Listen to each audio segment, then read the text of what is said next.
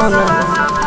आगे तोर नहीं कसूर नहीं हमर कसूर गे दोनों के कैला का ऊपर वाला दूर गे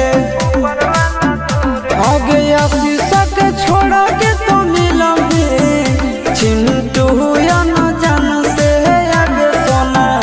चिंटू या न जान से जोड़ी है बनावल भगवान के दोस्त नहीं इंसान के आगे सोना दोस्त